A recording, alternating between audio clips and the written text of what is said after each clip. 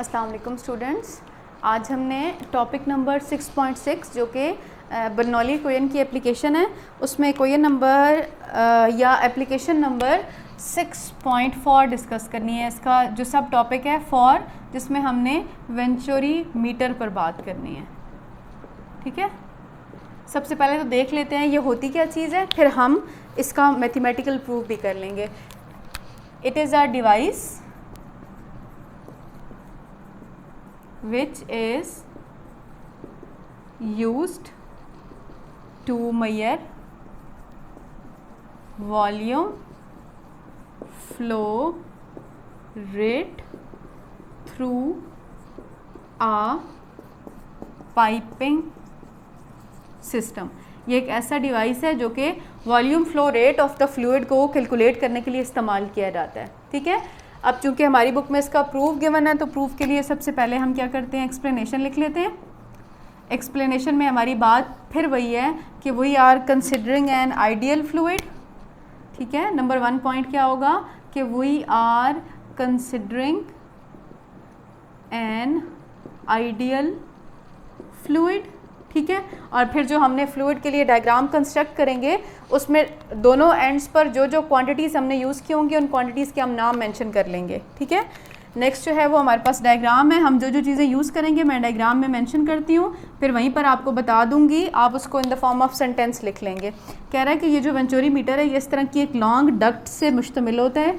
ये दरमियान में ट्यूब होती है और इस तरफ फिर एक इस तरह की शेप की डक्ट बनी हुई होती है। ठीक है, इसको आप एंड 1 कह दें तो यहाँ पे एरिया A1 है, इसका एरिया A2 है। डेंसिटी चूँकि फ्लूइड सेम मूव कर रहा है तो डेंसिटी जो है फ्लूइड की वो रो है। ठीक है, मैस या डेंसिटी दोनों में एक ही बात होती है। अब देखें ये ग्राउंड है और फ्लूइड जो है वो इस जगह पर मूव कर रहा है, तो देखिए ये जो दोनों एंड्स हैं यहाँ पर भी फ्लूइड की हाइट h है और यहाँ पर भी जो फ्लूइड की हाइट है वो h है। h मतलब हम 1 या 2h के साथ क्यों नहीं लगा रहे, बिकॉज ये जो ट्यूब है ये एक हॉरिजॉन्टल ट्यूब है ना, तो फ्लूइड का इस एंड पर जितना भी ज़मीन से फासला है या जितनी भी हाइट है दूसरे एंड पर भी फ्लूइड जो है वो हमारे पास सेम हाइट पर होगा। ठीक है, और V1 हम कहते हैं इस एंड पे फ्लूइड की वेलोसिटी है और V2 जो है वो इस एंड पे फ्लूइड की वेलोसिटी है। ठीक है, ये डिफरेंट पैरामीटर्स हैं जो आप अपनी एक्सप्लेनेशन में मेंशन कर लेंगे कि A एरिया है, रो डेंसिटी है, V वेलोसिटी है। दोनों एंड्स पर डेंसिटी के साथ 1 2 क्यों नहीं लगाया, because we are talking about an ideal fluid. ठीक है, अब हम चूँकि बर्नौली इक्वेशन को यूज़ कर रहे हैं तो फिर बर्नौली इक्वेशन को यूज़ करने के लिए सबसे पहले जो हम इसमें अजम्पशन कर लेते हैं या जो हमने मैथमेटिकली बात याद रखनी है वो ये है कि H1 और H2 H के इक्वल है। बर्नौली इक्वेशन होती है P1 1/2 रो V1 का square rho g H1 equals to P2 1/2 rho V2 का स्क्वायर प्लस रो जी H2। ठीक है, अब आपने H1 H2 की जगह पे H पुट करना है तो इक्वेशन बन जाएगी 1/2 रो V1 का square rho g H P2 1/2 rho V2 का square plus rho g H। Simplify कर लें तो 1/2 रो V1 का square plus rho g h, ये इधर प्लस है तो इस तरफ भी आके rho g h equals to P2 plus 1/2 rho V2 का स्क्वायर हो जाएगा। ये प्लस है ये माइनस है, कैंसिल कर दें, इक्वेशन बन जाएगी P1 प्लस 1/2 रो V1 का square equals to P2 plus 1/2 rho V2 का स्क्वायर। अब प्रेशर को इकट्ठा कर लें और ये जो पोटेंशियल एनर्जी वाला काइनेटिक एनर्जी वाला फैक्टर है इकट्ठा कर लें।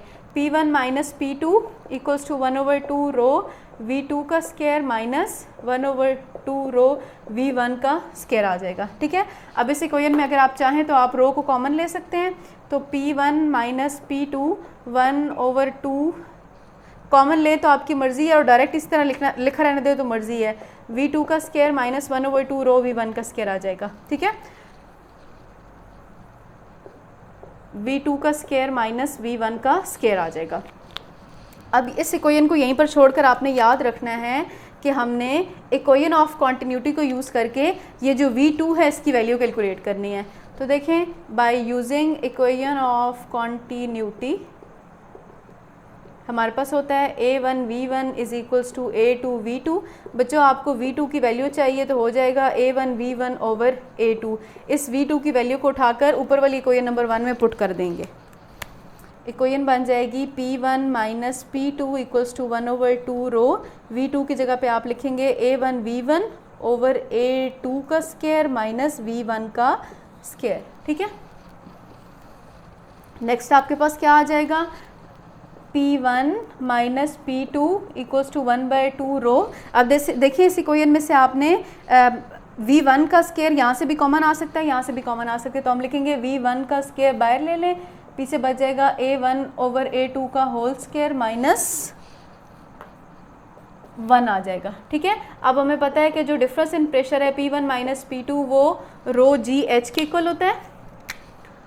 इसको अबव इक्वेशन में रिप्लेस करेंगे तो हमारे पास आ जाएगा rho GH equals to 1/2 rho V1 का square A1 over A2 whole square minus 1।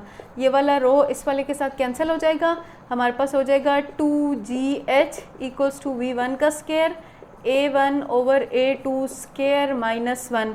आपने V1 स्क्वायर की वैल्यू लेनी है तो दूसरी तरफ चलकर साथ वाली टर्म्स को डिवाइड कर दें, A1 ओवर A2 का स्क्वायर माइनस 1। अब देखें इसके ऊपर स्क्वायर रूट है तो इधर भी अंडर रूट ले लेंगे, इधर भी अंडर रूट ले लेंगे, कैंसिल हो जाएगा। तो बच्चों V1 की वैल्यू आ जाएगी under root of 2GH A1 over A2 का स्क्वायर माइनस 1। ये हमारे पास V1 यानी कि स्पीड कैलकुलेट करने के लिए फॉर्मूला आ जाएगा।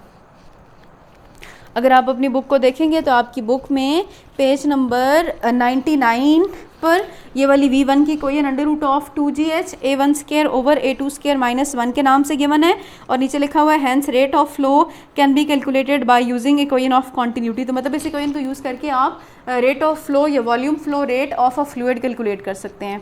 आपकी बुक का पेज नंबर 98 है जहाँ पर लिखा हुआ है डायग्राम से नीचे कि द वेंचुरीमीटर इज़ कंस्ट्रक्टेड।